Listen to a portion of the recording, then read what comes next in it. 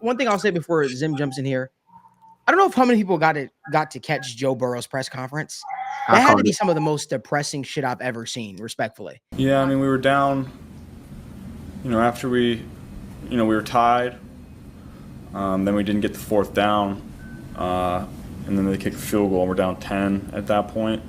And then I throw the pick, and at that point, it was uphill battle.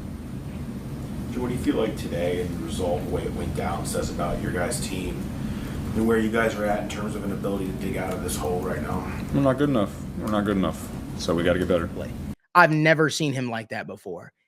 Seems totally dejected, talking about, you get the 10 wins and that should get you in. But it just felt, it didn't feel moving at all. It felt it's because Mhm. it's because he's now, it's a lot like what's going on in today's society. Mhm. Once you have a take or whatever, there's this reluctancy of people to get off of that take no matter what. I was arguing with like people about Jamar Chase earlier this week.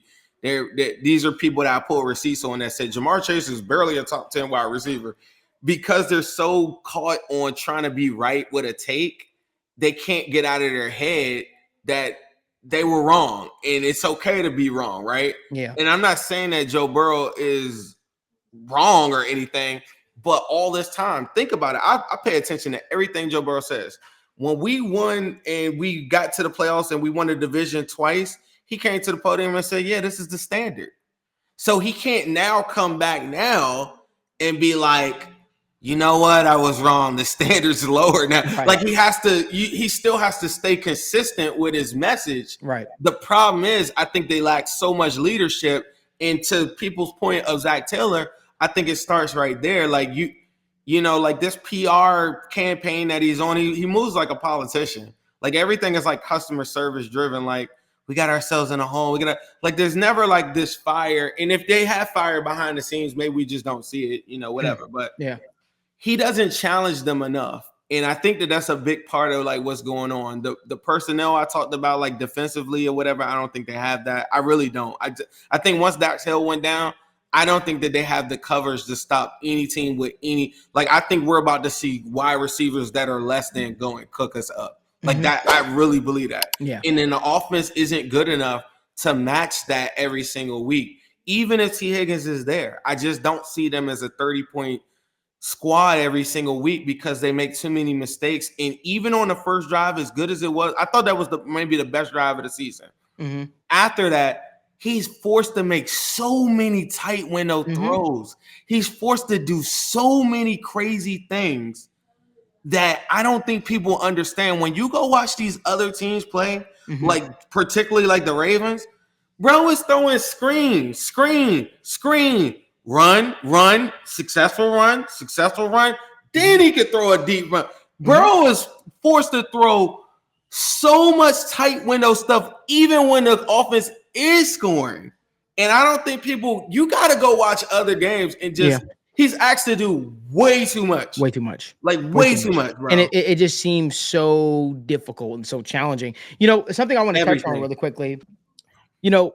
When Zach Taylor first got to Cincinnati, he was all about shifting the culture, changing the culture. And he said, we want to bring in winners, people from winning programs, captains. Wouldn't it be crazy if that was the same thing that kind of hurt him in the future? Because what happens when you bring in guys from winning programs, like a Jamar Chase, like a Joe Burrow, people that played at some of these big universities, the standard does get raised because they're used to winning. They're not used to losing. And you draft a quarterback like Joe Burrow and you think, oh, the window is open for forever. Like he said, the Super Bowl window is my career. And I think that's such a cold statement to make. But I think, we always talk about like how great quarterbacks can always overcome bad coaching. But I do think it gets to a point sometimes where the dysfunction of and mismanagement of personnel usage can get in the way of something great. And I look at it and I say, these guys, Jamar Chase, Joe Burrow, they're not going to sit back and settle for a win. Jamar Chase, let me just say it right now. Jamar Chase is not interested in being a CEO and giving politically correct answers, if you will, for the betterment. He like if he has games where the Bengals aren't taking deep shots or they're not being aggressive, what does he say? I don't know, as Zach, putting the pressure on him. Yeah. Right. And what happens is when you get guys that want to win so badly, the criticism gets loud. Right. The criticism gets loud. People then start pointing to the coach. And then you have to start asking the question, is Zach Taylor really the man to lead the Bengals? Listen, I think he's a great guy. I sat back talking 15 minutes at the combine. Awesome dude. I'm not sure if he's the guy to get the Bengals over the hump. I'm not sure if he's the guy. I was going to ask Daniel this. He said that it's doable and everything. I wanted to ask him, does he think that it is possible? Do I think it's possible? Of course, I think it's possible. I mean, not that it's possible. Do you think the Bengals can do it right now? Maybe I'm being too positive. I think that they can, but the issue, it's going to really come down to that Ravens game. And I think that's the game that we discussed to where that's a statement game. And obviously I discussed the Raiders game being the statement game, but if you can go into Baltimore, because that's a game where respectfully at this point, this team should not and does not look like they can go into opposing territory on prime time and beat that Ravens team. I think it's going to take something different. But I do think that the overall sentiment that what concerns me is, like you discussed and like Malik, you guys were discussing, there's too much pressure on Joe Burrow. And I go back to, it was, I think, the Giants game. We were watching that in the TWSN suite, man. And that third down late in the game, heading to the 2-minute warning, you run the ball twice and it's 3rd and 13. At that point, I think that's a perfect summary. I can't even speak right now. A perfect, encapsulation of this Bengals team saying, hey, you run the ball twice, you put yourself behind the sticks. And if Joe Burrow doesn't make crazy play, roll out to his left, hit Yoshi on a broken play, you could lose that game.